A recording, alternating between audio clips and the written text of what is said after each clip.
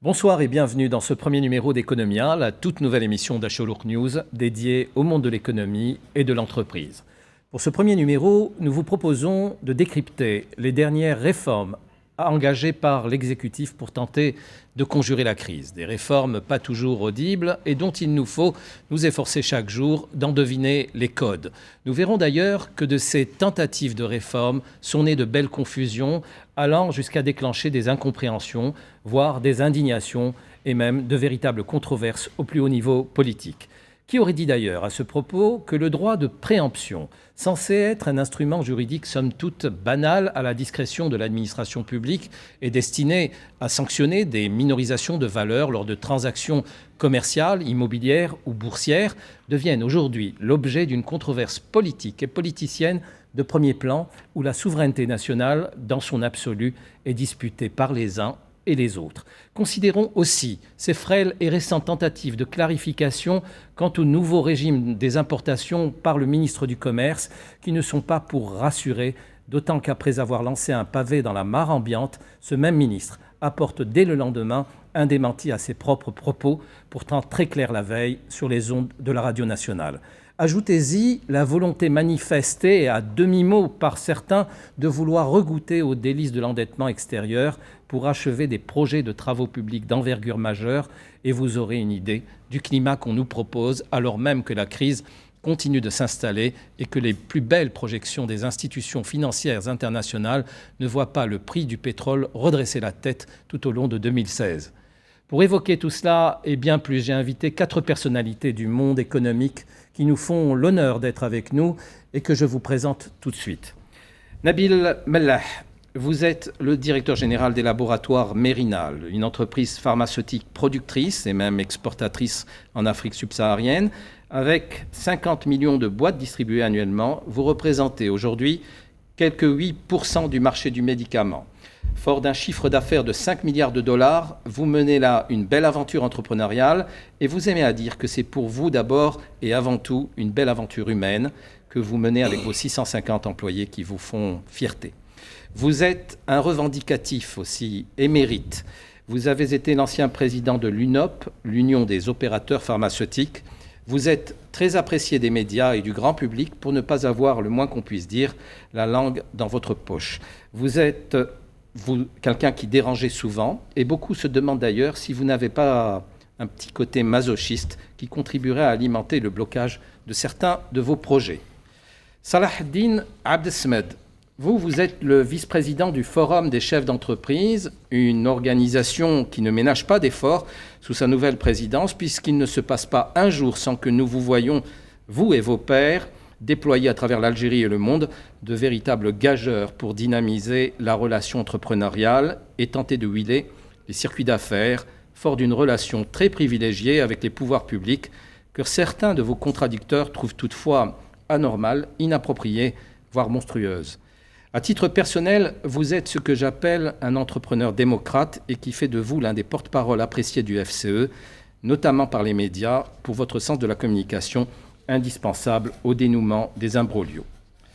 Farid Bournani, vous êtes expert international en ingénierie financière et les milieux économiques vous connaissent bien pour avoir animé des projets d'envergure pour des compagnies de renom, parmi lesquelles nous pouvons citer Cévital ou Société Générale Algérie. Les questions financières restent votre domaine de prédilection et c'est pourquoi j'ai tenu à ce que vous soyez parmi nous ce soir, ce dont je vous remercie. Enfin, Ahmed Lateb, vous êtes le directeur associé chez Ernst & Young et vous dirigez le bureau d'Alger de cette multinationale de l'audit des entreprises. Votre parcours professionnel vous a forgé une stature d'expert industriel et de conseiller en management. Vous êtes en Algérie pour accompagner le développement de belles références économiques, publiques et privées, en dépit d'un climat des affaires qui n'est pas au mieux de sa forme. Vous nous direz dans quelques instants si cela rend votre mission plus difficile à remplir.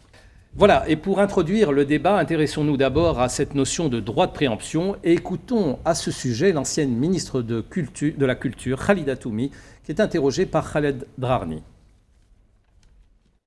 Tout est pris en son nom. Par exemple, l'abandon du droit de préemption de l'État sur les opérations à l'international. Peut-être que le président a changé d'avis, qu'il a évolué. Impossible. Pourquoi impossible ? Je suis tenue à l'obligation de réserve, mais tous les Algériens ont suivi à travers la presse l'épisode de Sawaris quand il a vendu ses parts sur Jay-Z à l'international. Eh bien, celui qui a donné l'ordre pour que l'Algérie exerce son droit de préemption, c'était le président de la République. Le président de la République, sous l'autorité duquel j'ai eu l'honneur de travailler pendant 12 ans et d'appliquer son programme, parce que le gouvernement n'a pas de programme, un plan d'action en application du programme du président. Eh bien, ce président-là installe le respect du droit de préemption de l'État parmi les choses sacrées. Donc, remettre en cause cela à l'international, et je rappelle que Jay-Z, l'affaire Jay-Z, si l'État n'avait pas exercé son droit de préemption, donc si le président Bouteflika n'avait pas agi immédiatement, nous aurions été dans une situation très dangereuse parce que l'acquéreur, celui qui s'est présenté pour acquérir les parts de M. Sawaris, était quelqu'un et une entreprise qui aurait posé d'énormes problèmes à l'Algérie. Donc, ça veut dire qu'un article se retrouve aujourd'hui dans un projet de loi qui remette en cause ce principe, personnellement, mais je ne suis pas la seule. Les 19 déclarent cela ne ressemble ni à l'éthique de M. Abdelaziz Bouteflika, ni à ses principes, ni à sa pratique de président. Et à partir de là, nous voulons le rencontrer. Farid Bournani, pourquoi le droit de préemption pose-t-il autant de problèmes? Et est-ce que les propos de la ministre de la Culture sont justes? Parce que je crois savoir que pour Jay-Z, il n'a pas été question de droit de préemption. Bon, il y a sans doute un peu de confusion chez les uns et les autres. Écoutez, on va revenir à des choses très simples. Un droit de préemption est un droit légal ou contractuel accordé à des personnes privées ou publiques d'acquérir par priorité un bien d'une autre personne, dès lors que celui-ci décide de vendre. De ce fait, le droit de préemption ne peut s'exercer qu'à l'égard d'un acheteur, jamais plutôt d'un vendeur, jamais d'un acheteur. Et que je sache, dans le dossier dont Madame la Ministre a parlé, il n'y a pas eu ce type d'exercice, puisque la négociation s'est faite avec le nouveau propriétaire, elle s'est faite de gré à gré, et la solution trouvée est une solution qui a agréé l'ensemble des trois parties. Et faire endosser au droit de préemption des objectifs qui ne sont pas les siens pourrait même devenir dangereux. Ça signifie qu'il s'agirait simplement d'un instrument que l'on use lorsqu'on est en situation conflictuelle, et ce n'est pas le cas. Maintenant, le droit de préemption, il existe dans tous les pays. Dans tous les pays, le droit de préemption existe à la fois pour un État, mais également, tout bonnement, quand deux associés sont propriétaires d'une entreprise, si l'un des associés décide de vendre, il revient à son co-associé de se prononcer. Veut-il racheter ou veut-il laisser vendre? En Algérie, il conviendrait de manier le droit de préemption légal avec justesse et parcimonie. Pour ce faire, il n'y a qu'une seule solution, mais on l'a toujours répété. L'État doit d'abord identifier les secteurs qu'il considère comme nécessaires pour sa souveraineté. Alors derrière souveraineté, il faut dire est-ce que c'est de la sécurité, du développement stratégique de son économie. Mais si on ne fait pas ce travail, on peut mettre du droit de préemption à toutes les sauces, voire même régler des conflits. Alors, officiellement, le droit de préemption est censé être exercé dès lors qu'il y a une tentative de minoriser la valeur de la transaction. Mais alors, est-ce que c'est de cela dont il s'agit ou est-ce qu'il s'agit toujours d'une démarche stratégique? C'est la stratégie, en fait, qui nous intéresse ou est-ce que c'est purement un objectif purement financier pour l'État d'intervenir? Il y a un certain nombre de pays, comme le disait, qui exercent ce droit. Donc il existe un peu partout. Ça nous rappelle un épisode qui se passe quand même dans la plus grande économie du monde aux États-Unis, quand les ports de Dubaï voulaient acquérir un port aux États-Unis, les États-Unis, le gouvernement américain se sont opposés à cette transaction et il y a des exemples un peu partout. Aujourd'hui, je pense que c'est une polémique stérile qui aujourd'hui nous éloigne vraiment des véritables enjeux aujourd'hui et défis. Parce que si on va faire jouer à ce droit de préemption le rôle derrière avec un sous-jacent de souveraineté, très sincèrement, je pense que cette disposition n'est pas faite pour cela.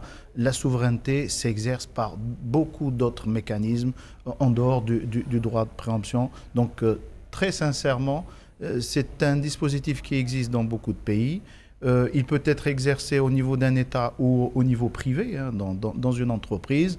Et donc, faire tout cela autour d'un projet qui n'est pas encore public, parce que dans notre point de vue, on n'a pas encore vu le projet définitif du nouveau projet de loi d'investissement. En fait, il s'agirait d'un mécanisme de levée du droit de préemption pour les investisseurs étrangers au niveau du système boursier.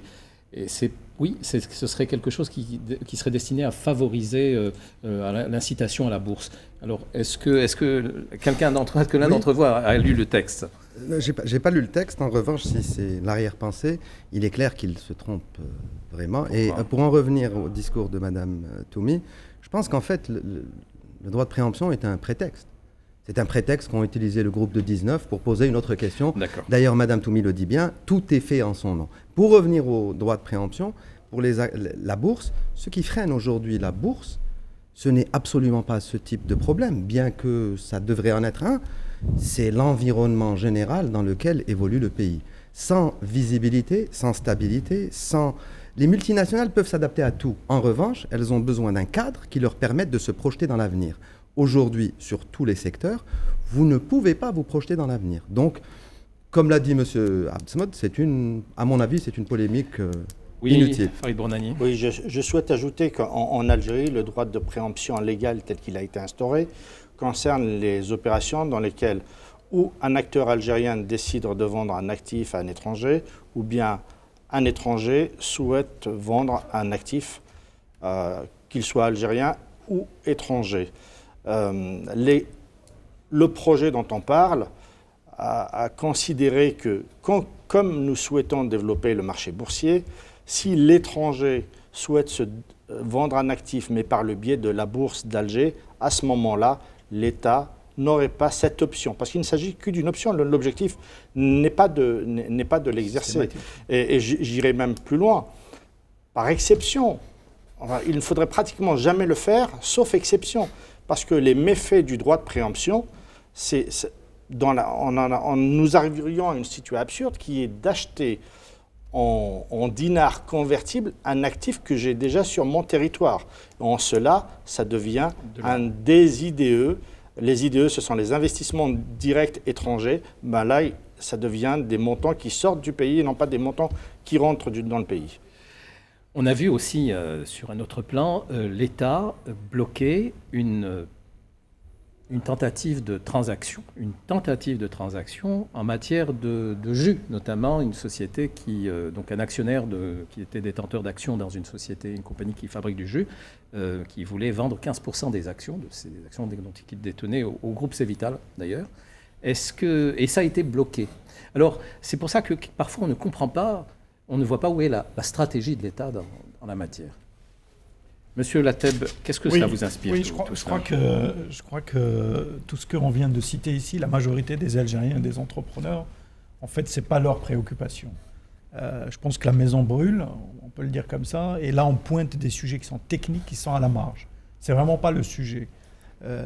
Et à partir du moment, effectivement, où on n'a pas de stratégie, on n'a pas décidé d'opter pour l'économie ouverte et une économie de marché, on arrive à ces jeux, j'allais dire, politiciens, qui évidemment n'arrangent pas l'image de l'Algérie, puisque, encore une fois, on est quand même vu, les investisseurs regardent ce que fait l'Algérie, et ça donne une image de confusion totale. C'est-à-dire qu'on utilise des arguments pour ne pas regarder le vrai sujet. Le vrai sujet, c'est, comme vous dites, c'est quelle est la stratégie industrielle du pays, quelle est la stratégie économique, comment fait-on pour sortir du marasme dans lequel on est. Et c'est ça qui est dommage, c'est ces débats-là à la marge qui ne servent pratiquement personne. Donc voilà, le droit de préemption en tout cas a fait l'actualité cette semaine, donc faux prétexte pour peut-être des objectifs politiques. Nous allons évoquer un deuxième pavé qui a été lancé cette fois par le ministre du Commerce. Écoutons d'abord le ministre du Commerce. Voilà, Barty Belraïb, le ministre du Commerce, donc, qui s'exprimait sur les ondes de la radio nationale. Mais c'est à n'y rien comprendre, monsieur Mellah. Je vais vous dire, déjà, je pense que d'un point de vue mathématique, lorsqu'on prend les chiffres mathématiques qu'il a avancés, il est clair qu'il y a une erreur dans les chiffres qu'il a annoncés. Sinon, ça voudrait dire que même le secteur public, lorsqu'il importe, surfacture. Puisque 20 milliards sur 60 milliards, ça fait quand même beaucoup. Et une grosse partie des importations sont faites par... Moi, ce qui m'a intéressé le plus, on va dire c'est un dérapage, c'est rien d'important. Ce qui m'a intéressé le plus, en revanche, c'est une autre déclaration du ministre du Commerce qui nous a dit que la mise en place du CREDOC était un crime économique. Ça m'intéresse grandement pour deux raisons. La première, c'est que j'aurais aimé que d'autres le disent à l'époque. Et la deuxième raison, c'est qu'aujourd'hui, nous continuons à maintenir un crime économique en réduisant les délais fournisseurs offerts aux locaux, qu'ils soient industriels ou importateurs. Donc aujourd'hui, c'est symptomatique. Est-ce que vous pouvez rappeler quel est le principe de la lettre de crédit documentaire? Aujourd'hui, lorsque vous achetez, en fait, le crédit documentaire, c'est pratiquement un achat par avance. Ça veut dire que vous devez pratiquement financer vos importations ou mettre en place une ligne de crédit qui vous coûte de l'argent, etc. Ça a été enlevé pour les producteurs. En revanche, aujourd'hui, il y a une limitation du délai de paiement de notre fournisseur. Ça veut dire qu'aujourd'hui, on est à 59 jours.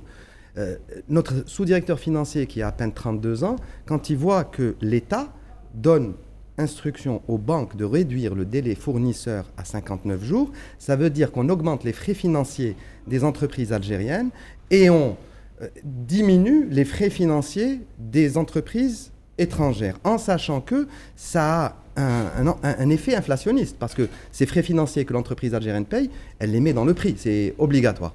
Est-ce que l'objectif est d'aller justement vers l'inflation pour diminuer la consommation? À mon avis, il faudrait peut-être mieux cibler. On ne peut pas dire à un industriel pharmaceutique, tu dois payer à 59 jours. En revanche, s'ils veulent dire l'importateur de bonbons ou de trucs inutiles pour l'Algérie, s'ils veulent lui réduire à... En général, les mesures qu'ils prennent sont des mesures globales qui ont plus d'effets néfastes que d'effets positifs. Je vous donne un exemple. C'est comme si vous aviez une fuite d'eau à la maison et votre solution, c'est de fermer le robinet d'arrêt. C'est vrai, vous n'avez plus de fuite d'eau. En revanche, vous allez avoir une foultitude de problèmes résultant de cette fermeture. Donc on est un petit peu dans l'absence, encore une fois, de stratégie, de réflexion, de discussion. Et vous savez, gérer un pays, c'est comme une partie d'échecs. Vous devez avoir 5, 6, 7, 8 coups d'avance. On a l'impression qu'ils en ont un d'avance. C'est malheureux. Farid Bronani, sur les importations, il les a quand même diabolisées. Il faut juste rappeler à la défense du ministre que le lendemain, il est revenu sur ses propos en disant qu'il ne s'agissait pas de 30% pour la globalité, même s'il avait l'air d'être très clair la veille, mais il s'agissait de prendre les quelques opérateurs à l'importation qui étaient défaillants, qui, eux, dans la surfacturation, pouvaient prendre opérer des surfacturations de 30 à 200 ou 300%. Mais qu'est-ce que cela vous inspire? Ça m'inspire que déjà avancer des chiffres, quels que soient les chiffres, si nous pouvions les déterminer avec certitude, on saurait y pallier parce que nous connaîtrions les sources. Maintenant, sur le sujet de Vous voulez dire qu'il est impossible au ministre de connaître les... Non, je ne donne pas plus de crédit à ces chiffres-là qu'à d'autres. Maintenant, sur le problème de la surfacturation, il faut revenir au sous-jacent qui lui permet d'exister. Le sous-jacent qui lui permet d'exister, c'est cette différence qui existe entre le cours de la Banque d'Algérie et puis le cours de l'informel. Parce que qui dit surfacturation, dit obtention de devises auprès de la Banque d'Algérie à un cours donné et ensuite récupérer le différentiel pour l'échanger en retour. Et c'est cette marge-là qui justifie l'importation de choses totalement inutiles. Maintenant, sur le débat des importations, il n'est pas question de stigmatiser ni les importateurs, parce que l'importation n'a de sens que parce qu'elle pallie les insuffisances et l'inexistence de produits et services locaux. Nous ne les avons pas. Nous ne les avons pas dans des qualités acceptables par les consommateurs algériens. Donc nous les importons. L'autre perversité de la dualité entre deux cours de change en Algérie, je dis bien deux cours de change, et le deuxième, je ne l'appelle pas marché noir, je l'appelle cours libre de la devise en Algérie. Par définition, le cours libre est un cours qui est accepté par les acteurs. Le cours administré, lui, se situe en dessous. Donc, concrètement, toutes les importations que nous faisons sont subventionnées par un cours de la Banque d'Algérie.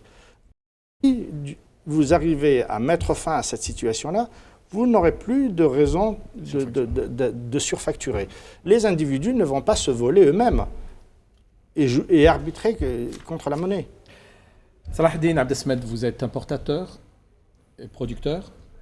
Vous importez vos intrants. J'importe mes intrants, j'importe mes matières premières, bien vous entendu. Surfacturez. Pourquoi faire? Donc, vous n'avez pas besoin de surfacturer. Pourquoi faire facturer? Parce qu'aujourd'hui, alors, soit on veut bâtir une véritable industrie, une véritable entreprise, l'inscrire dans la durée, avoir une projection sur ces entreprises-là et avoir de la compétitivité pour son entreprise. Moi, sur la déclaration du ministre, je retiendrai la deuxième partie. On a besoin de l'importation. On a besoin des importateurs. Il n'y a pas une économie dans le monde aujourd'hui où il n'y a pas des acteurs qui assurent l'approvisionnement sur un certain nombre de biens et de services qui ne sont pas sûrs. On ne peut pas tout produire, même si on devait tout produire, on ne le pourrait pas. Donc, et la deuxième partie, il ne faut pas stigmatiser toute une population d'acteurs économiques qui sont les importateurs aujourd'hui. En revanche, il y a des lois, il faut les appliquer. Le ministre a parlé de la qualité, des normes, du contrôle. Qui est responsable de ces parties-là? Je crois que c'est les pouvoirs publics qui sont responsables aujourd'hui d'assurer la régularité de la compétition entre les différents acteurs économiques qui sont importateurs ou producteurs, l'application des normes et des contrôles aux frontières pour qu'in fine, toutes les parties soient sur le même pied d'égalité. Je ne sais pas si vous avez suivi l'ensemble de la déclaration du ministre, mais on a l'impression que le ministère fait état de graves défaillances à tous les niveaux d'ailleurs du commerce, que ce soit l'importation, l'exportation, au niveau des commerces de rue. Et on a l'impression que le gouvernement est dépassé sur ce plan-là. Pas seulement. Oui. On a l'impression qu'il est dépassé sur beaucoup de plans. Vous prenez le foncier industriel. Ça fait des années qu'ils annoncent que... Moi, j'ai rencontré le ministre de la Santé, par exemple, qui m'a promis... J'ai même été jusqu'à dire à certains responsables, on a l'impression aujourd'hui que la bureaucratie est devenue plus puissante que le gouvernement. Ce qui est très grave et ce qui explique tout l'immobilisme. Donc, c'est tout à fait vrai ce que vous dites. Je voudrais juste compléter un peu ce qu'a dit M. Bournani par rapport à la surfacturation. Il y a un autre élément qui contribue à ça. Je suis d'accord avec tout ce qu'il a dit, mais il y a aussi l'accès à la devise. Ça veut dire qu'aujourd'hui, vous avez, contrairement à d'autres pays, certains qui surfacturent pour avoir accès à l'euro. On est dans un pays où aujourd'hui, si vous voyez ce qui se passe, vous avez le droit à 125 € par an en tant qu'individu. Et tout le monde sait. C'est-à-dire que c'est une schizophrénie. Les agences de voyage vous vendent en dinars, l'État le sait, les agrès, normal. Et ensuite, tout le monde sait qu'ils payent leurs hôtels en devise avec le... À un moment, il faut arrêter d'accepter ce qui n'est pas... C'est l'État qui pousse à entrer dans la C'est-à-dire que c'est un État... Vous avez vu les trois singes? C'est-à-dire l'État qui se ferme les yeux, il ferme les oreilles, il ferme la bouche. Non, il y a un problème. Réglons-le une fois pour toutes. On ne fait que retarder. Pourquoi ce problème, à votre avis? Parce qu'il est récurrent et il touche l'ensemble des secteurs. On revient aux politiques. Je vais juste rajouter, encore une fois, je vais être dans les généralités, puisque les deux intervenants, en fait, c'est le même problème pour moi. Selon moi, c'est le rôle de l'État. On n'a toujours pas accepté le fait que l'entrepreneur fasse de l'économie et l'État fasse de la régulation. L'État, il a les moyens aujourd'hui sur les surfacturations de contrôler. Tout à fait. C'est des règles qui sont d'ailleurs définies au niveau international. C'est les règles de l'OCDE. C'est ce qu'on appelle les prix de transfert. C'est une pratique connue mondialement. C'est qu'aujourd'hui, l'État peut contrôler les prix de transfert. Ils ont les prix, ils peuvent faire du benchmark, comparer des prix de référence.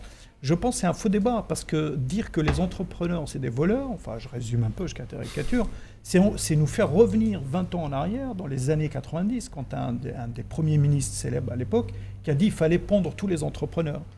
Je reprends ses paroles. Donc là, on revient en arrière. Il faut que l'État sorte de la sphère économique. Elle n'a rien à y faire et surtout ce n'est pas son rôle. Par contre, renforcer son rôle de contrôle, s'il y a des surfacturations, et je pense qu'il y en a, il faut les condamner. Et il faut que l'État agisse en tant que régulateur. Mais là, on a l'impression qu'il y a un mélange des genres où l'État est à la fois acteur économique, est à la fois dicte la politique économique pour les entrepreneurs, pointe du doigt en fait les entrepreneurs, parce que les importateurs, c'est des gens qui prennent des risques. C'est pas non plus des... il le dit lui-même, s'il n'y avait pas d'importateurs, on aurait connu des crises, parce que ces gens-là stockent, distribuent, ils ont un rôle. Évidemment, ils ne sont pas tous peut-être...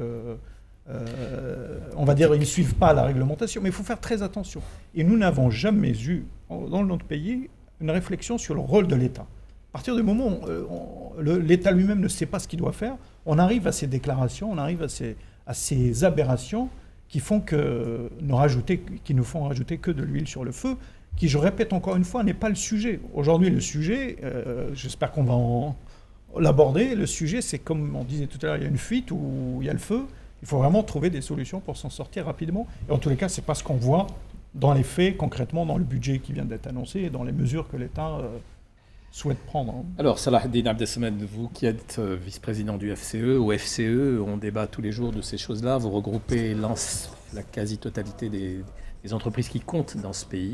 Ils ne sont peut-être pas, pour certaines, exemptes d'irrégularité au niveau de l'importation. Mais quelles sont justement ces projections, ces réflexions quant à la stratégie? Où c'est qu'on en est et de quoi discutez-vous quand vous êtes en face des gouvernants? Vous citiez dans votre introduction, le FCE aujourd'hui est fort surtout de la confiance de ces centaines d'entreprises qui nous manifestent tous les jours leur confiance, leur soutien. C'est ça la véritable force du FCE. C'est près de 1500 entreprises aujourd'hui et des dizaines qui renforcent nos rangs tous les jours. C'est ça la véritable force du FCE. C'est également dans toutes nos tournées, et on est en train de sillonner le pays d'est en ouest, c'est des entrepreneurs aujourd'hui qui viennent raconter leur situation parfois extrêmement difficile. Monsieur Mellah a parlé du foncier. Aujourd'hui, le foncier est véritablement en train de détruire de la valeur en Algérie et surtout en train de faire reculer l'investissement. Mais en même temps, au même moment, on croise aussi et on trouve aujourd'hui des investisseurs qui se réveillent très tôt, qui travaillent énormément et qui réalisent de très belles choses. Aujourd'hui, il y a des investissements qui étaient impensables il y a quelques années en Algérie. Dans le pharmaceutique, aujourd'hui on a de véritables pôles pharmaceutiques en Algérie. Dans les matériaux de construction où on était importateur, on va devenir bientôt exportateur et des privés en réaliser des prouesses. Dans l'agroalimentaire et dans beaucoup d'autres secteurs. Aujourd'hui, le FCE tire sa force de cette dynamique. Et le FCE aussi, dans cette situation difficile, et vous avez raison, monsieur Lateb, où les enjeux sont extrêmement importants, la situation économique est difficile, grave. Aujourd'hui, on s'inscrit dans une dynamique, on dit que c'est possible. L'Algérie a tous les moyens de décoller, d'avoir une véritable économie émergente, et nous avons les acteurs. Ce sont toutes ces femmes, ces hommes qui se lèvent très tôt, qui investissent et qui ont d'énormes problèmes aujourd'hui. D'accord, mais est-ce que vous avez le sentiment que le gouvernement fait bien les choses aujourd'hui en matière de stratégie économique? Ou quels sont les conseils que vous donnez au gouvernement? On ne donne pas des conseils, on fait des propositions au FCE. On n'a pas à donner des conseils. Nous, on donne des propositions du point de vue de l'entreprise, du point de vue de l'entrepreneur. Je ne vois pas pourquoi il n'y a aucune raison de ne pas donner des conseils à qui que ce soit après de recevoir. Nous, on donne des propositions, parmi lesquelles, aujourd'hui, notre pays souffre d'un manque de création d'entreprises. C'est flagrant. Aujourd'hui, on compte 750 000 entreprises. Quand on fait un benchmark au niveau régional, il nous faudrait au moins 2 millions d'entreprises. pourquoi notre économie ne crée pas assez d'entreprises. Donc la première chose qu'on demande, qu'on martèle depuis des années aujourd'hui, qu'on refait maintenant depuis des mois, c'est l'ouverture de l'ensemble des secteurs à l'investissement privé et surtout libéraliser l'initiative, l'application de l'article 37 de la Constitution. Quand on prend le départ à partir de cette libéralisation des initiatives, c'est permettre à chaque Algérien, investisseur, de pouvoir monter son entreprise. C'est ça le plus important aujourd'hui. Quand on dit libéraliser, ça entraîne aussi autre chose. Quand on parle aujourd'hui de la bureaucratie aujourd'hui mine l'économie algérienne. Quand on dit que moi je pense très sincèrement que la bureaucratie aujourd'hui est plus forte, empêche la mise en œuvre des politiques. D'accord, mais est-ce que... D'accord, toutes ces propositions, vous les avez faites depuis quelques années maintenant, et régulièrement, mais est-ce que vous avez, encore une fois, le sentiment que les choses sont prises en compte? Oui, sur le foncier. Sur le foncier aujourd'hui. Le foncier, on en parle depuis des années. On avait dit au début du lancement des 49 parcs industriels que l'État devait mettre sur la table, donc pour les investisseurs, que l'État ne serait jamais au rendez-vous en 2016 ni en 2017. Et on a dit à ce moment-là, pourquoi le privé aujourd'hui n'a pas le droit? On a construit 1400 km d'autoroute. Pourquoi le privé n'aura pas le droit aujourd'hui de construire, de manager, de gérer des parcs industriels? On vient d'avoir l'autorisation de le faire. C'est la première fois dans ce pays-là où des privés peuvent s'organiser, créer des entreprises pour monter des pôles industriels. Pourquoi ce n'est que l'exclusivité à l'État? D'ailleurs, même pour la gestion aujourd'hui des zones industrielles, elle n'est pas paritaire parce que c'est un peu sur la table, hein, mais elle est catastrophique. Allez visiter nos zones industrielles. Aujourd'hui, nous avons obtenu la possibilité de développer. Quand on dit aujourd'hui que les systèmes de financement, donc les banques aujourd'hui, ne sont pas adaptés à toutes les tailles d'entreprise, parce qu'aujourd'hui, 97% des entreprises algériennes sont des TPE. Il y a quelques groupes. Aujourd'hui, les entreprises naissantes, les TIC, on en parlait tout à l'heure, nos banques, nos systèmes de financement ne sont pas adaptés à ce type de soit entreprises naissantes dans ce secteur-là ou le développement de petites entreprises. On a pris notre responsabilité et nous avons lancé plusieurs fonds, dont un fonds d'investissement d'1 milliard de dinars, mais qui pourra très certainement avoir des effets de levier importants pour les TIC. Nous prenons nos responsabilités sur un certain nombre de problématiques. Quand on dit aujourd'hui, on pose la question de la gouvernance aujourd'hui. La gouvernance aujourd'hui, il y a une problématique de gouvernance économique. Aujourd'hui, il y a un problème de cohésion et de cohérence dans les stratégies économiques qui sont mises en place, et nous allons plus loin puisque nous demandons également la mise en place d'une institution de pilotage des réformes économiques. Une dernière question. Voilà des exemples. Est-ce que vous avez le sentiment que le gouvernement actuel est paré pour mettre en marche cette stratégie? Parce qu'il faut des hommes pour faire ça. Est-ce que ce sont les bons stratèges? Aujourd'hui, nous travaillons avec le gouvernement qui est en place, les hommes qui sont en face de nous. Et ce qui nous importe le plus, c'est la mise en place de ces réformes en cours. Aujourd'hui, il faut bypasser cette bureaucratie.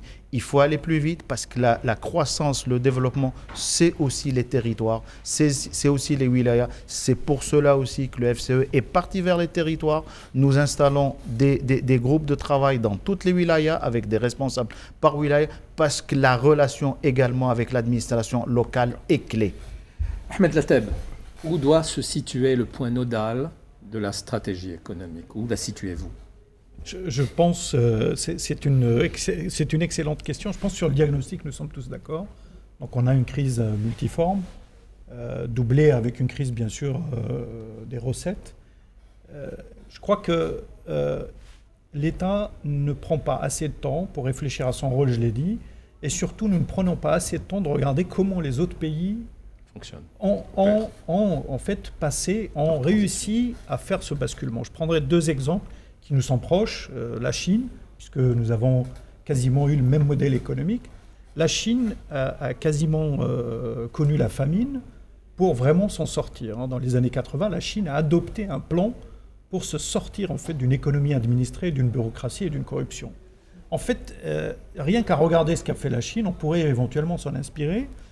Et c'est ça le problème aujourd'hui, c'est-à-dire que c'est un problème de système. Si je ne dis pas ce que je veux faire, ce que l'État fait, ce que les entrepreneurs doivent faire, on ne va pas s'en sortir. Je vais vous donner juste quelques exemples. Tout le monde sait que l'initiative publique, c'est elle qui a permis à la Chine de se redresser. Donc c'est les entrepreneurs. L'État est présent, parce qu'il l'a été historiquement. Et donc pourquoi dans le pays aujourd'hui en Algérie, nous ne faisons pas confiance aux entrepreneurs? Pourquoi il y a encore cette culpabilité ou cette méfiance? C'est-à-dire que nous condamnons les entrepreneurs a priori. C'est-à-dire que nous ne leur faisons pas confiance, alors qu'un entrepreneur, il faut le contrôler a posteriori, il faut le laisser investir, évidemment le contrôler, mais surtout pas le considérer, avant même qu'il investisse, comme, comme un voleur, pour reprendre une expression. Donc, qu'est-ce qu'il faut faire justement pour basculer? Aujourd'hui, je reprends un peu ce que disait mon voisin, c'est-à-dire qu'aujourd'hui, nous sommes dans une situation où il y a le feu, mais nous ne sentons pas ce plan d'action, nous ne sentons pas cette urgence, nous ne sentons pas cette mobilisation. Et c'est là où est le problème. C'est qu'à partir du moment où on dit que nous sommes en crise et que tout le monde partage le diagnostic, c'est quoi le plan d'action? Aujourd'hui, quand on écoute les déclarations, effectivement, du gouvernement, il dit non, on n'est pas dans une crise si profonde que ça, on va faire un plan de... On ne voit pas ce plan de rupture, on est plutôt dans la continuité. Et j'ajouterais, fermer le robinet, comme disait tout à l'heure notre collègue, c'est grave, parce que c'est comme un avion qui traverse des turbulences. En fait, vous ne baissez pas la voilure, sinon vous perdez l'équilibre et l'avion tombe. Au contraire, pendant la zone de turbulence, vous n'arrêtez pas d'importer, parce que vous allez tuer des secteurs. Je rappelle que nous sommes en crise économique. Si on ferme le robinet d'importation, nous allons tuer l'économie nationale.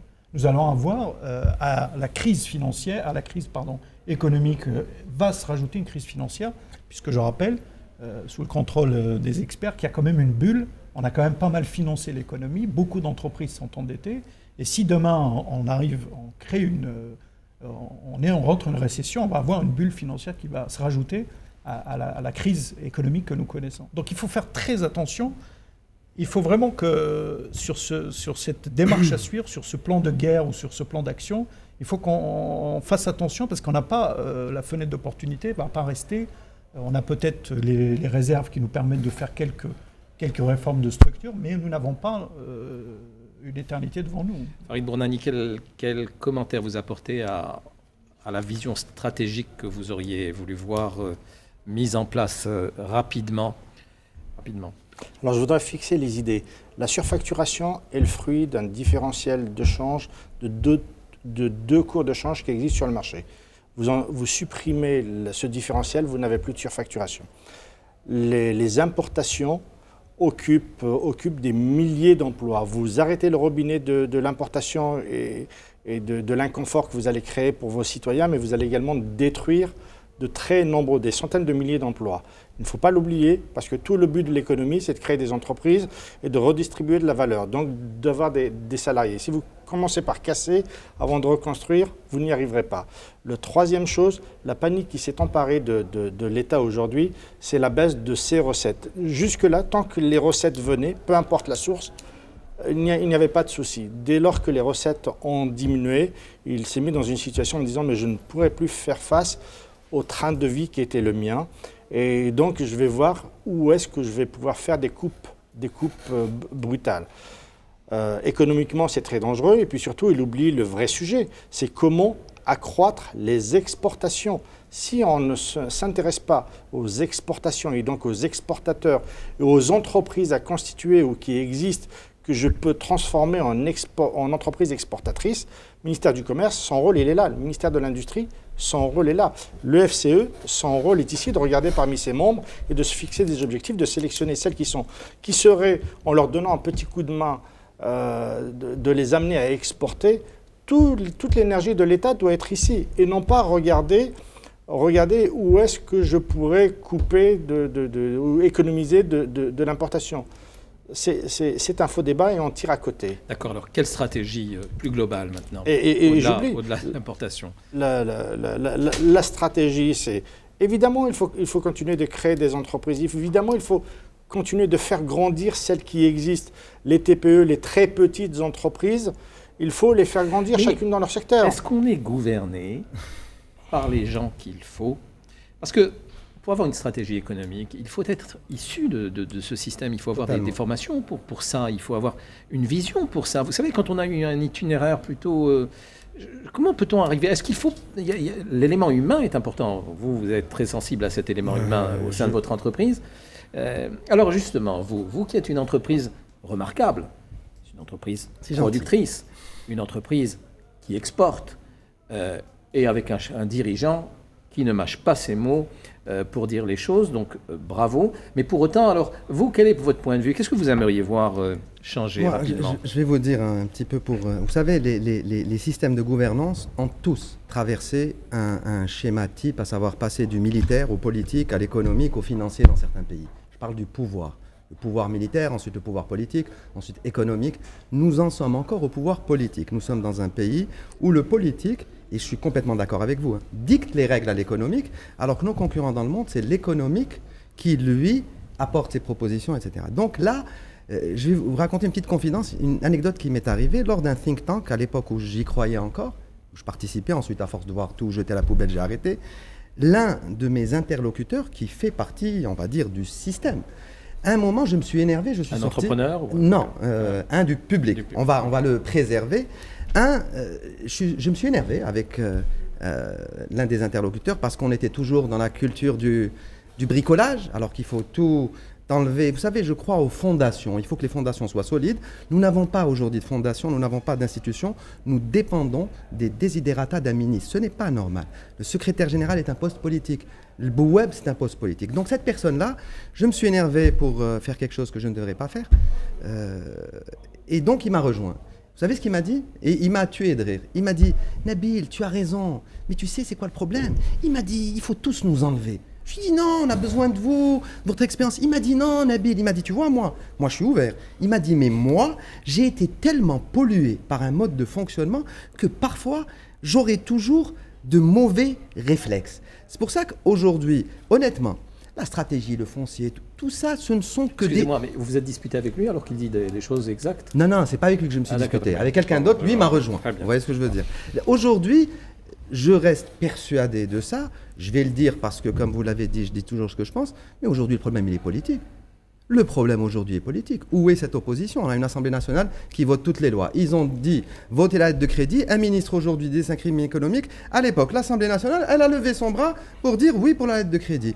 Et ainsi de suite. On a changé de stratégie 5 ou 6 fois. Au début, c'était tout IDE. Ensuite, ils sont passés au tout public. Ensuite, ils sont revenus, allez, on va faire les deux. Ça veut dire que chronique d'un échec annoncé. Aujourd'hui, il est impératif qu'on s'arrête, qu'on construise nos fondations. Et l'un des fondements de ces fondations-là devrait être le doute. Le doute est le sel de l'esprit. C'est pas moi qui le dis, hein, c'est Alain, je vais pas m'attribuer ça. Je souris parce qu'à chacun de vos débats, vous avez vos proverbes et vos citations, qu'elles soient chinoises. Je vais vous dire pourquoi. Pour 2 raisons. Parce que je pense qu'il y a des gens beaucoup plus intelligents que moi qui ont pensé à beaucoup de choses et parce que je pense qu'à plusieurs, on est toujours plus intelligent. Aujourd'hui, en face de nous, nous avons des interlocuteurs où il faut absolument dire vous êtes beau, vous êtes gentil, vous êtes intelligent. À un moment, c'est épuisant. À l'époque, j'ai participé à une émission de télé avec un administrateur public. Avant l'émission, il m'aimait bien. Il y en a plein qui m'aiment bien. Je parle de ceux qui sont en bas. Ceux qui sont en haut, un peu moins. Avant de commencer l'émission, il est venu chez moi, il m'a dit Nabil, ne parle pas de la lettre de crédit. Ne parle pas. Parce qu'à l'époque, je n'arrêtais pas de dire c'est un crime. Aujourd'hui, on se réveille, on dit c'est un crime économique. Petite question. Tous les ministres qui se sont succédés dans ce pays nous ont dit nous sommes là pour appliquer le programme du président de la République. La lettre de crédit a été appliquée par un ministre du gouvernement. J'adore les mathématiques, il y a une règle qui s'appelle la transitivité.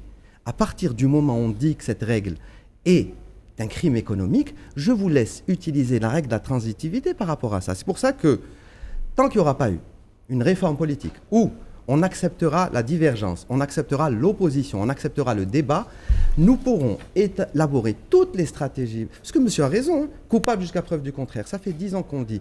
Tous les textes vont sur le contrôle a priori. Vous savez, un escroc, si vous lui demandez de ramener des documents qui prouvent qu'il est le petit-fils, je ne sais pas moi, de l'émir Abdelkader, ou il va vous ramener ce que vous voulez. Les contrôles sur le terrain, 0.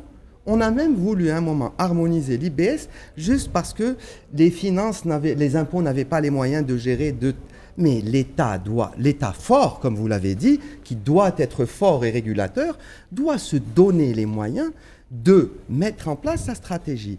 Aujourd'hui, revenons aux fondations et disons-nous que le problème, il est beaucoup plus politique qu'autre chose. Alors, plus politique ou pas, monsieur Abdesmed? Aujourd'hui, nous sommes une organisation patronale. Nous avons besoin des politiques, parce que c'est les politiques parce que ça va revenir au rôle de l'État, c'est les politiques qui vont mettre sur la table des lois. Mais vous faites la politique. Un parlement qui va les voter et par la suite revenir à cet État qui doit garantir l'application de ces lois d'une manière juste pour tous les acteurs. C'est ça, assurer la compétition saine entre tous les acteurs. Aujourd'hui, il ne faut pas qu'on se trompe de rôle. Chacun doit assumer son rôle, ses responsabilités. De notre point de vue, et comme disait notre ami, quand on est plusieurs, on est plus intelligent, c'est ce qu'on essaye de faire. Ce qu'on a mis sur la table, ce qu'on a proposé, notre plaidoyer de mesures urgentes pour le gouvernement a été fait par plus de 200 chefs d'entreprise, 25 secteurs. Il n'y a pas un secteur sur lequel nous n'avons pas fait des propositions. Il y a certains secteurs qui commencent à bouger. On a des retours, je vous en ai cité quelques-uns. Mais également au niveau des TIC, où on dit aujourd'hui, voilà un secteur qui est transverse, qui peut être un vrai booster, qui peut nous faire bypasser cette bureaucratie et qui n'est pas utilisée. On est capable aujourd'hui, on doit créer des entreprises. Il y a des jeunes qui sont... On a la chance d'avoir aussi de la ressource dans tout ce qui est économie numérique et TIC. Et voilà un secteur qui est fermé parce qu'on n'a pas voulu mettre plus de compétition et d'ouverture dans ce secteur. On demande à ce que la loi soit appliquée. Et nous voyons depuis aujourd'hui quelques mois une ouverture sur ce secteur-là. Ça veut dire, si ça ne marche pas, il faut continuer à se battre. Et on va continuer à se battre parce que nous sommes au niveau du forum des chefs d'entreprise responsables, déterminés pour faire avancer nos entreprises et notre économie. Très bien. C'est donc sur ces mots que prend fin ce débat, en espérant bien entendu qu'au-delà des mots, chacun à son niveau prenne les bonnes mesures de la situation pour que les actions, quelles qu'elles soient, se fassent dans la clarté et la sérénité. À la semaine prochaine.